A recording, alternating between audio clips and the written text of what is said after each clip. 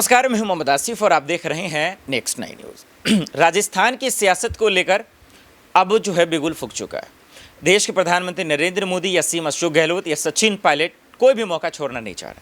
लेकिन देश के प्रधानमंत्री नरेंद्र मोदी जी ने जो कहा और उसके बाद सचिन पायलट का जो बयान आया वो हम सबको सुनना चाहिए और उसके बाद आपको बताएंगे दर्शकों को क्यों सुनना चाहिए। लेकिन सबसे पहले खुद सुनिए आप। हो रहा है समझ से परे है कि विलंब क्यों हो रहा है, और ये बात भी स्पष्ट है जब इस देश का नौजवान, किसान और पहलवान दुखी है तो देश खुश नहीं रह सकता।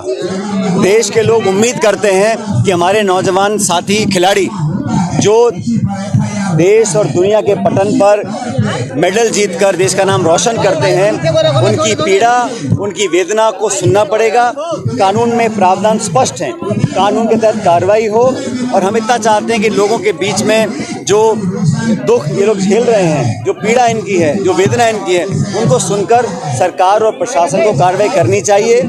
इनकी मांगों पर ध्यान देना चाहिए। इतने लंबे समय से यहाँ पर देश की राजधानी में लोग धरने पर बैठे हैं, इतने सारे लोग इनके रोज मिलने के आ रहे हैं, समर्थन देने आ रहे हैं, लेकिन बड़ा दुख का विषय है कि अभी तक इनको पर्याप्त न्याय नहीं मिल पाया। मैं उम्मीद करता हूँ कि पुलिस हो, प्रशासन हो, सरकार हो, तुरंत प्रभावी कार्रवाई हो ताकि हमारे खिलाड़ी साथी संतुष्ट हो सकें। अनुराग ठाकुर ने कहा है कि न्याय संगत कार्रवाई हो रही है, लेकिन उसके बाद भी कहीं ना कहीं राजनीति करना गलत है। मैं तो कहना चाहता हूं कि न्याय संगत अगर कार्रवाई हो रही है तो ये लोग यहाँ 26 दिन से क्यों बैठे हैं?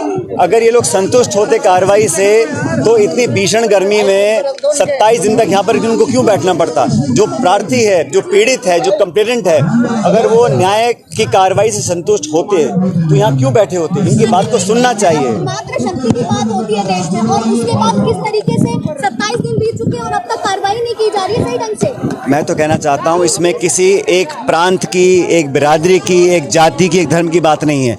इन सब साथियों ने, नौजवानों ने पहलवानी में मेडल जीते हैं देश के लिए, वो देश का गौरव है। तो आज अगर इनको न्याय नहीं मिलता, ये हम सब के लिए बड़ा दुख का विषय है, बड़ा चिंता का विषय है। मैं इतना आग्रह करूंगा, गुहार करूंगा कि इन लोगों की बात पर सुनकर कार्रवाई होनी चाहिए। 15 रुपए का कहा जा रहा है।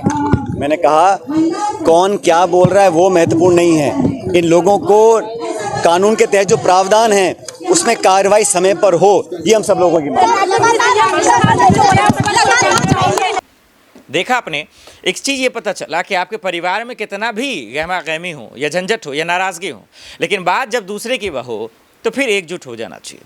और ये एक मिसाल सचिन पायलट ने खूब दिया है, क्योंकि हमारा आप जानते हैं सचिन पायलट और अशोक गहलोत की लड़ाई किसी से छुपी नहीं है। सिर्फ राजस्थान ही नहीं, पूरा हिंदुस्तान जानता है और इस मौके का फ़ायदा पूरा विपक्ष उठाना भी चाहता था। लेकिन जैसे ही राजस्थान सरकार पर मोदी सरकार हमला बोलते नजर आए, मोदी जी हमला बोलते नजर आए, गहलोत पे हमला बोलते नजर आए, तो पायलट ने कहा कि जरा अपने गिरवान में झांक के देखिए, जरा अपने विधायकों को देखिए, अपने पार्टियों को देखिए, फिर जाके जो है राजस्थान सरकार पे आप बोलते नजर आएंगे। इससे दो बातें समझ में आई।